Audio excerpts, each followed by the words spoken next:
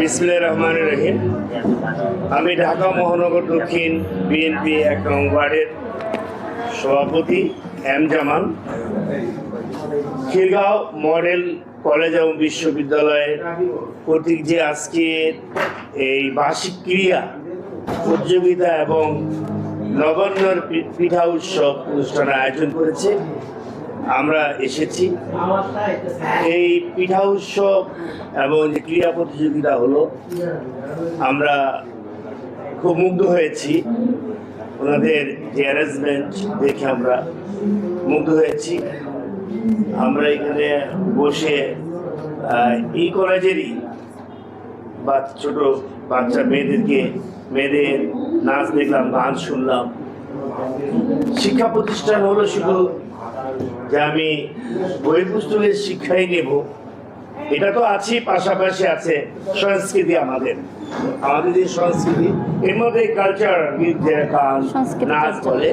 ওনারাও এই যে প্রফেসর মোহাম্মদ ইমাম জাফর সাহেব এই সুন্দরভাবে গুছিয়ে যে প্রোগ্রামটা করেছে, যে আজকের এই নবান্ন উৎসব ক্রীড়া প্রতিযোগিতা বসন্তের কথা মনে রাখবেন, ফুল ফুটুক আর নাই বা ফুটুক, আজ কিন্তু বসন্ত, আজ বসন্ত। আমরা এই বসন্তের প্রথম প্রহরে এসেছি, এসে অনেক আনন্দ ভোগ করছি। এবং এই গ্রাম্য যে একটা, আগে আমরা পিঠা উৎসব গ্রামে যেতাম, শহরে ছিল পিঠা খেতে, গ্রামে যেতাম, পিঠা খেতাম। মনে হচ্ছে সেই গ্রামটাই আমাদের এই প্রফেসর মোহাম্মদ জাফর ইমাম সাহেব এই মডেল বিশ্ববিদ্যালয়ে এনেছে।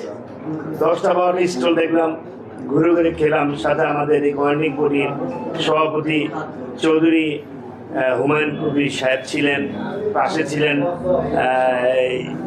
সদস্য মাহমুদ রশিদ আকন, মাহফুজুর রহমান ছিল সাথে, আমরাও ছিলাম, শিক্ষক শিক্ষিকারা ছিলেন, সবাই ছিল।